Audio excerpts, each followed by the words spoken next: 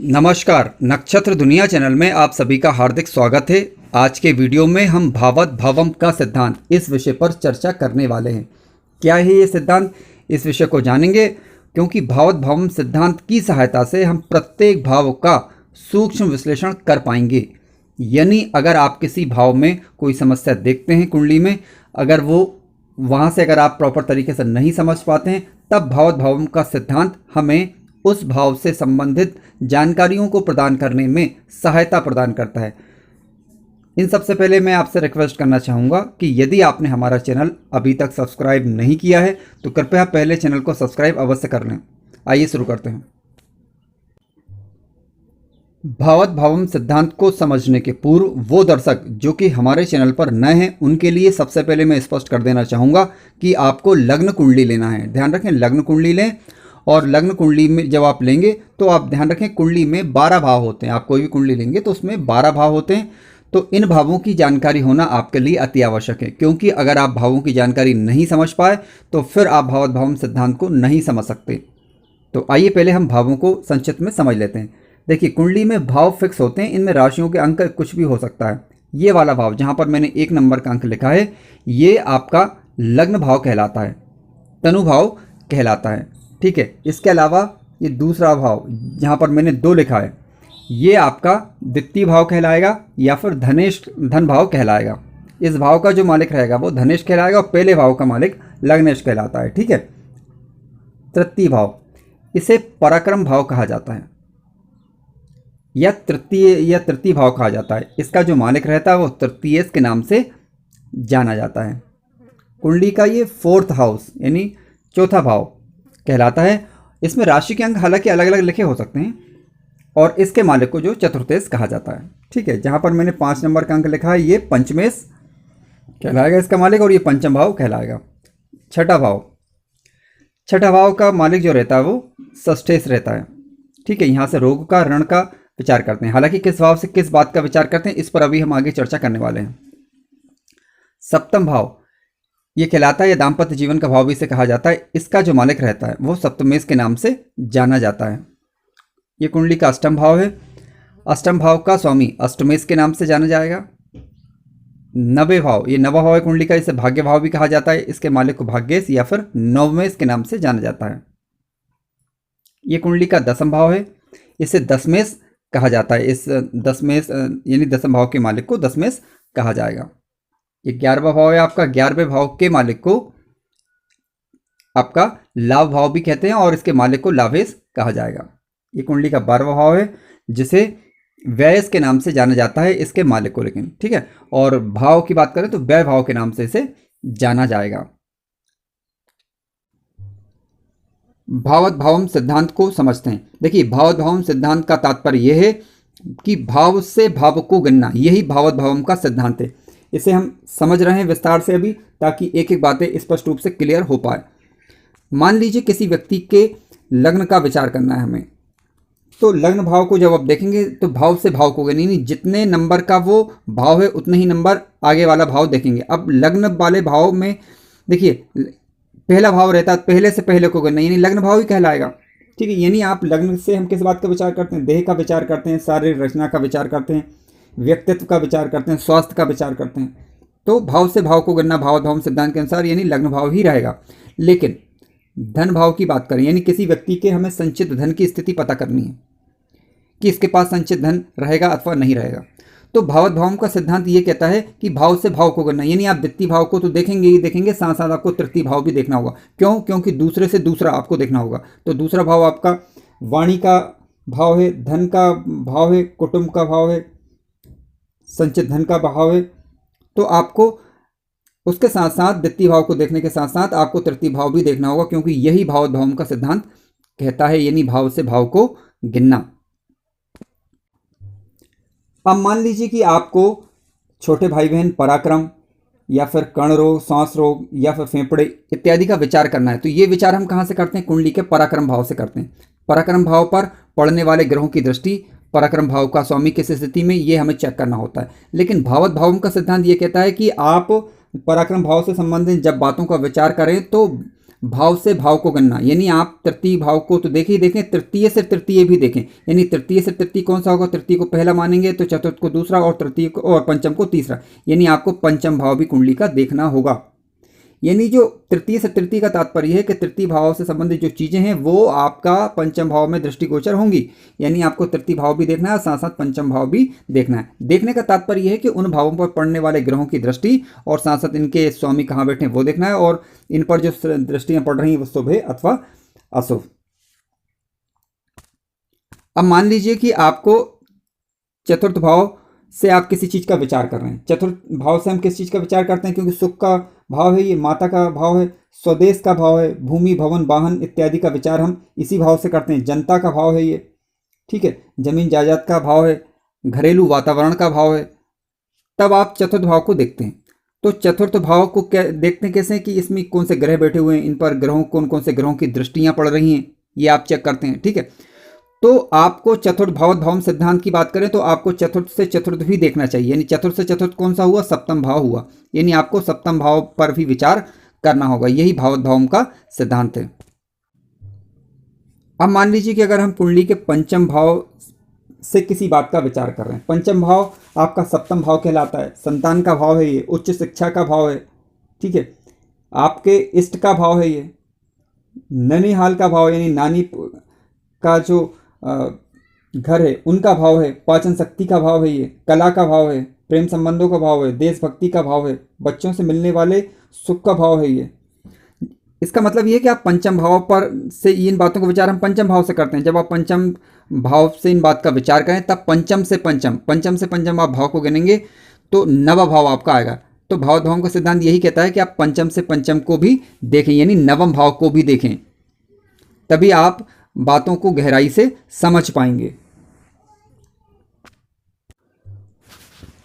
इसी प्रकार हम कुंडली के छठे भाव की बात करें, यानी 6 हाउस से किस बात का विचार करते हैं, हम रोग का विचार करते हैं, ऋण का विचार करते हैं, कर्जे का विचार करते हैं, शत्रु का विचार करते हैं, मामा का विचार करते हैं, मौसी का विचार करते हैं, नौकरी का विचार करते हैं, कानूनी पक्ष, कंपटीशन, विवाद, इन चीज़ों का विचार करते हैं। तो भाव का सिद्धांत ये कहता है कि जब आप छठे भाव से इन चीज़ों का विचार करें तो छठे से छठा भी देखें। तो छठे से छठा आप देखेंगे तो 11वां वाला भाव निकल कर आएगा, क्योंकि छठे को आप 1 मानेंगे, सप्तम 2, अष्टम 3, आपका नवम 4 और दसम भाव 5 और आपका एकादश भाव छठा भाव आएगा। यानी कुल मिलाकर जब आप भाव का सिद्धांत ये कहता है कि छठे भाव को तो देखें, छठे से छठे को भी देखें, तो आपका 11वां भाव आएगा। यानी जिन बातों को विचार हम 6 हाउस से करते हैं उन्हीं बातों का विचार हम 11वें भाव से भी करेंगे भाव के सिद्धांत के अनुसार। यानी कोई समस्या अगर आप छठे भाव से नहीं चेक कर पा रहे हैं तो उसका जो प्रतिरूप होता है, उसकी जो इमेज होती है वो 11th हाउस पर जाएगी, तो वहां से भी आप इन बातों को चेक कर पाएंगे। आइए कुंडली के 7th हाउस को समझते हैं। कुंडली के सप्तम भाव की बात करें तो कुंडली के सप्तम भाव से हम पत्नी का विचार करते हैं, ससुराल का विचार करते हैं, व्यवसाय का विचार करते हैं, पार्टनरशिप का विचार करते हैं, स्वभाव का विचार करते हैं, ठीक है। तो जब आप सप्तम भाव को देखें तो सप्तम से सप्तम को भी देखें। जब आप सप्तम से सप्तम को देखेंगे तो लग्न भाव निकल कर आएगा, ठीक है। तो आप यानी सप्तम भाव से संबंधित चीज़ों को जब विचारें तो लग्न को अवश्य देखें। यही भाव का सिद्धांत कहता है, क्योंकि चीज़ों को हम गहराई से समझ पाएंगे। इसी प्रकार जब भी आप कुंडली का अष्टम भाव देखें, यानी कुंडली के अष्टम भाव से हम किस बात का विचार करते हैं, व्यक्ति की जीवन का विचार करते हैं, आयु का विचार करते हैं, मृत्यु का भी विचार यहीं से होता है। इसके अलावा दुर्घटना, ठीक है, मानसिक क्लेश, रिसर्च, आकस्मिक संकट, पैतृक संपत्ति, वसीयत, विवाहोत्तर जीवन, चिंता, बाधाएं, इनका विचार हम कुंडली के अष्टम भाव से करते हैं। तो भाव का सिद्धांत ये कहता है कि आप जब आप अष्टम भाव पर विचार करें तब अष्टम से अष्टम को भी देखें। तो अष्टम से अष्टम आप देखेंगे तो कुंडली का तृतीय भाव निकल कर आएगा। यानी जब आप अष्टम से संबंधित चीज़ों को विचारें तो आप अष्टम भाव तो देखें ही देखें, अष्टम भाव पर कौन से ग्रहों की दृष्टि पड़ रही है, शुभ ग्रह की दृष्टि पड़ रही है, अशुभ ग्रह की दृष्टि पड़ रही है, ये चेक करें, और साथ साथ तृतीय भाव को भी देख लें, क्योंकि अष्टम से अष्टम भाव का सिद्धांत कहता है कि आप अष्टम से अष्टम को भी चेक करें। इसी प्रकार मान लीजिए कुंडली का नवा भाव है ये, ठीक है। कुंडली के नवे भाव से हम किस बात का विचार करते हैं, भाग्य भाव है, क्योंकि ये यहाँ से हम उच्च शिक्षा का विचार करते हैं, धर्म का विचार करते हैं, व्यक्ति के भाग्य का विचार करते हैं, संन्यास का विचार करते हैं, पिता का विचार करते हैं, आध्यात्मिक प्रगति इसका विचार करते हैं हम, विदेश जाना, तीर्थ यात्रा करना, सौभाग्य, इसके अलावा लंबी यात्राएं, दर्शन, इन बातों को विचार हम कुंडली के नवम भाव से करते हैं। तो अष्टम भावत भावों का सिद्धांत कहता है कि जब आप भाग्य को विचारें तो भाग्य से संबंधित जो भी चीज़ें जिन पर आप विचार कर रहे हैं तो उसके लिए नवम से नवम भाव को भी देखें। जब आप नवम से नवम देखेंगे तो कुंडली का पंचम भाव निकल कर आएगा, यानी जिन बातों का विचार कुंडली के नवे भाव से करते हैं ठीक उन्हीं बातों का विचार हम कुंडली के पंचम भाव से भी करेंगे, तभी हम बातों को गहराई से समझ पाएंगे। मान लीजिए कि अगर हमें ये पता लगाना है कि हमारा भाग्य कैसा रहेगा तो हम क्या करेंगे, कुंडली का नवे भाव में कौन सी राशि लिखी हुई है, उसका राशिपति कहाँ बैठा हुआ है ये देखते हैं, नवे भाव पर किन किन ग्रहों की दृष्टि पड़ रही ये देखेंगे। ठीक है, इसके अलावा हम कुंडली के पंचम भाव को भी देखेंगे, कुंडली के पंचम भाव पर किन किन ग्रहों की दृष्टि पड़ रही है और पंचमेश कहाँ बैठा हुआ है। आपने देखा होगा कई बार कि उच्च शिक्षा के लिए हम कुंडली का पंचम भाव भी विचारते हैं और नवे भाव को विचारते हैं, क्योंकि पंचम से पंचम नवा होता है और नवे से नवा पंचम भाव होता है। ठीक है, तो चीज़ों को हम गहराई से समझ पाएंगे। अब बात करते हैं कुंडली के दसम भाव की। ध्यान रखें, कुंडली के दसम भाव से हम व्यवसाय का विचार करते हैं, प्रसिद्धि का विचार करते हैं, राजयोग का विचार करते हैं, पैरों के जोड़ का विचार करते हैं, सामाजिक मान सम्मान, घुटनों का दर्द, इसके अलावा व्यापार में सफलता, मालिक का विचार करते हैं, सरकार से किस प्रकार का मान सम्मान प्राप्त होगा नहीं होगा इस बात का विचार करते हैं, और भी अन्य चीज़ों को विचार जिनका विचार हम कुंडली के दसम भाव से करते हैं। तो भावत भावों का सिद्धांत ये कहता है कि आप कुंडली के दसम भाव को तो देखें ही देखें, दसम से दसम को भी देखें। जब दसम से दसम आप चेक करेंगे तो कुंडली का सप्तम भाव निकल कर आएगा, यानी 10वें भाव से संबंधित जिन चीज़ों को विचार करेंगे आप, तो आप कुंडली के सप्तम भाव को भी देखें। ठीक है, तभी आप उन भावों से संबंधित चीज़ों का अच्छी तरीके से विश्लेषण कर पाएंगे। जैसे मान लीजिए कुंडली के दसम भाव से हमें ये पता लगाना है कि हमारा व्यवसाय किस प्रकार का रहेगा, तो आप कुंडली के दसम भाव के साथ साथ कुंडली का सप्तम भाव भी देख लें। यही भावत भावों का सिद्धांत कहता है। अब बात करते हैं कुंडली के लाभ भाव की। कुंडली के लाभ भाव से यानी 11वें भाव से हम बड़े भाई बहन का विचार करते हैं, लाभ का विचार करते हैं, इनकम किस प्रकार की होगी नहीं होगी इसका विचार करते हैं, मित्रों का विचार करते हैं, बहू जमाई, रोग से मुक्ति, कार्यों में सफलता, धन से लाभ, धनागमन इत्यादि चीज़ों को विचार हम कुंडली के 11वें भाव से करते हैं। अब भावत भावों का सिद्धांत ये कहता है कि जब आप 11वें भाव को देखें तो 11वें से 11वां भी देखें, तो 11वें से 11वां आप देखेंगे तो कुंडली का नवा भाव निकल कर आएगा। ठीक है, तो आपको लाभ भाव संबंधी जब चीज़ों को विचार किया जाए तब आप कुंडली के भाग्य भाव को भी देखें, क्योंकि 11वें से 11वां यही होता है। अब बात करते हैं कुंडली के 12वें भाव की। कुंडली का 12वां भाव व्यय भाव के नाम से जाना जाता है। देखिए, इससे हम विदेश का विचार करते हैं, खर्चों का विचार करते हैं, अस्पताल में होने वाले खर्चे, जेल यात्रा, बायां नेत्र, विदेश से आजीविका होगी नहीं होगी इसका विचार, कर्ज, नुकसान, मुकदमा, नौकरी छूटना, अलगाव हो जाना, संबंध विच्छेद हो जाना, तो इन चीज़ों को विचार हम कुंडली के 12वें भाव से करते हैं। अब भावत भावों का सिद्धांत ये कहता है कि जब आप 12वें भाव को देखें तो 12वें से 12वां भी देखें, तो 12वें से 12वां आपका 11वां भाव निकल कर आएगा।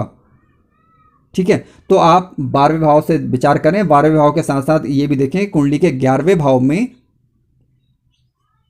कौन सी राशि है और उस पर कौन कौन से ग्रहों की दृष्टि पड़ रही है, तो इन पर विचार करना भी जरूरी है। जब हम ऐसा करेंगे तब हम कुंडली का सूक्ष्म विश्लेषण कर पाने में समर्थ हो पाएंगे। हालांकि इसके अलावा भी कुछ सिद्धांत हैं जिनकी चर्चा आने वाले वीडियोस में की जाएगी। अगर आपको कार्यक्रम अच्छा लगा है तो कृपया चैनल को सब्सक्राइब अवश्य करें, लाइक करें, शेयर करें। धन्यवाद।